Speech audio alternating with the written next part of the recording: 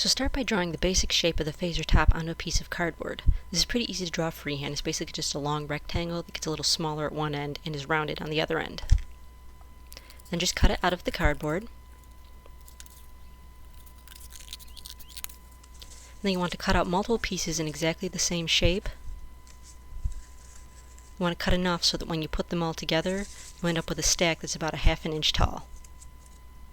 So leave that stack there, and then you're going to want to cut even more pieces in exactly the same shape. Just take one of those pieces, you're just going to cut off the top and the bottom about 1/4 inch. So you want it to be a little smaller than the other stack. And do the same thing with the second piece, cutting 1/4 inch off the top and the bottom. And then use that piece to measure a third piece. Then that piece you just cut, you'll cut an extra 1/4 inch off the top and bottom.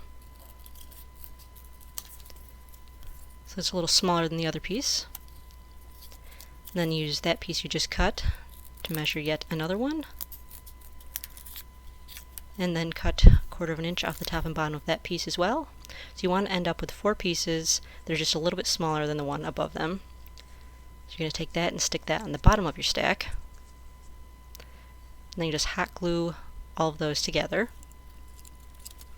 The entire stack in exactly the way you just had it stacked.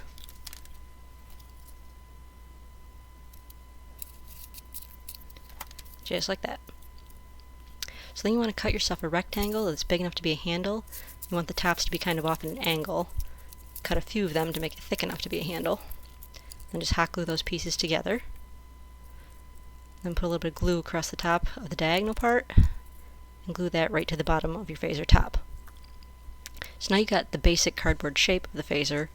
Then you just want to start putting some clay all over the entire thing. You want to cover the entire cardboard form with clay. You're going to want to use an air dry clay because since there's cardboard in the middle of this, you won't be able to cook it. So use an air dry clay that doesn't shrink much when it dries because you don't want to have cracks in it. The clay that I'm using here is actually over a year old, so it may crack when it dries, but we'll find out in a little bit.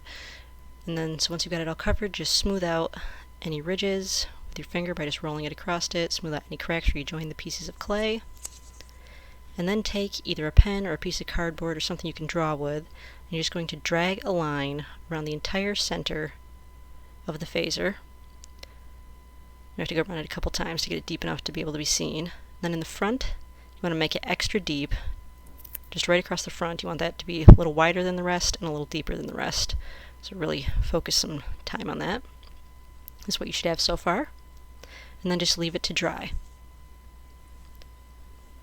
Okay, so my clay did crack because it's a year old, so what I did was I just filled hot glue into the cracks, so mine's a little bumpy, so if you don't want it to look like that, just make sure you use fresh clay. So then you'll cover the entire thing with a coating of metallic silver paint. I'm just using regular acrylic paint here. You should end up with that. And of course you can still see I have little bumps from the hot glue of mine, but if you use good clay, you won't have to worry about that.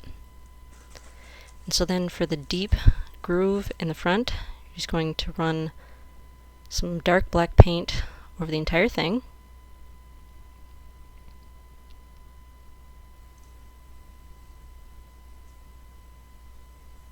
And then cut yourself a black rectangle out of posterboard or cardstock with rounded corners. And that should be of size so it'll fit right on the top of your phaser.